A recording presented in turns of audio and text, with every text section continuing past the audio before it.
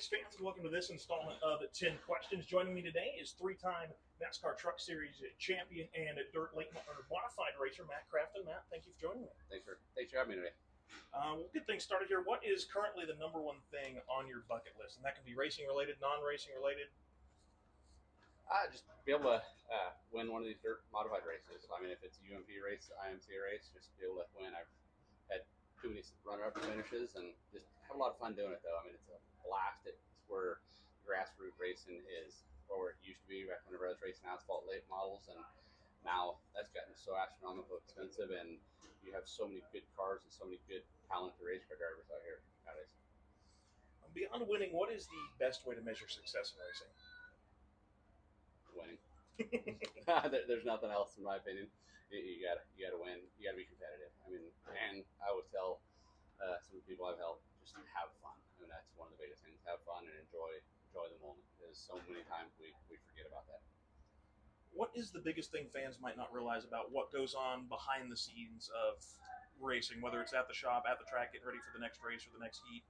What do you think they don't realize that goes into this? Just how much work is involved in it from top to bottom. I mean, just you never stop working in the race cars, to grinding the tires, to changing the setup, especially at the dirt track. At the beginning of the night, the track is really muddy, really heavy, really fast, and then as the track slows down, you gotta keep up with the racetrack with all your setups. You kind of touched on this a little bit with the winning part, but what does success look like for you at the racetrack this year, whether it was in the trucks or here with the dirt modified?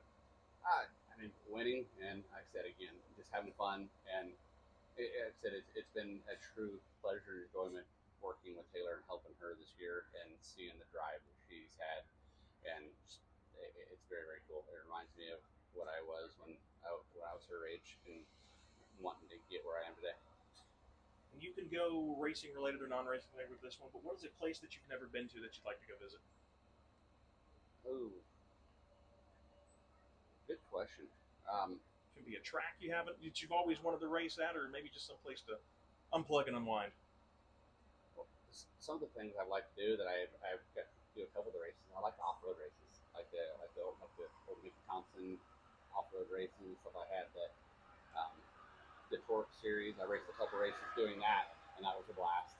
So that's a lot of fun. And I just do everything I love to do, so I can't think of anything right off my head. And then you can go. I didn't think about this when I wrote this down, but you can go racing related or non-racing related with this one as well. You must pick one chore or obligation to do every year for the year. If you make it that full year doing it, you never have to do it for the rest of your life.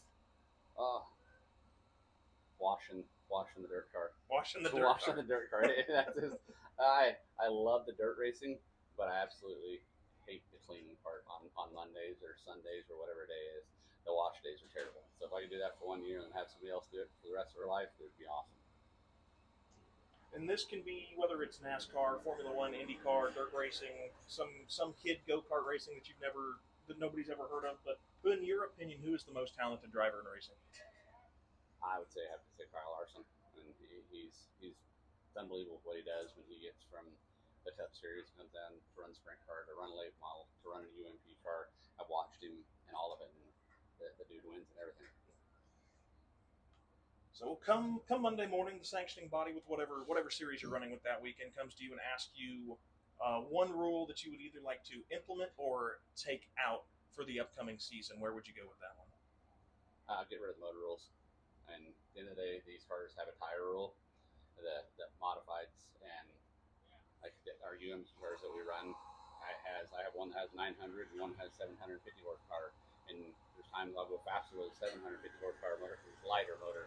So the restrictor plate on these is the tire. It's just a small tire, and it's so hard to hook up. So in my opinion, just always have at it with motors. What was the first win you got in any type of racing?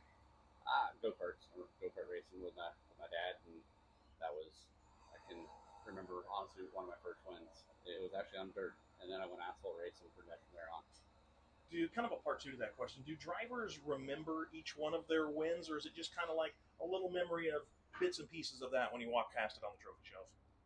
When you walk by it on the trophy shelf, if you won enough of them, they're hard to remember all of them, but there's always the ones that stick out in your head that are the most memorable ones.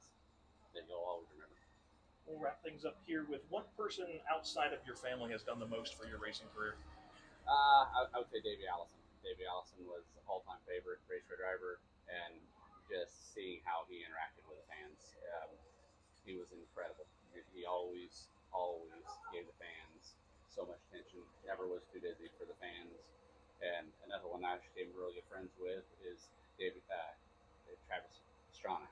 He's the same way. I mean, we're going to some of the races with him, and he's never too busy. And the dude will stay there hours and hours after the event, make sure every fan's taken care of. That's what we have to always remember, because we wouldn't get to do what we do today if we didn't have fans sit here and come in stands and buy the hot dogs and hamburgers and beer and all the stuff that they buy to come out and support the racetracks. Because if the fans weren't here to support us, we wouldn't be here.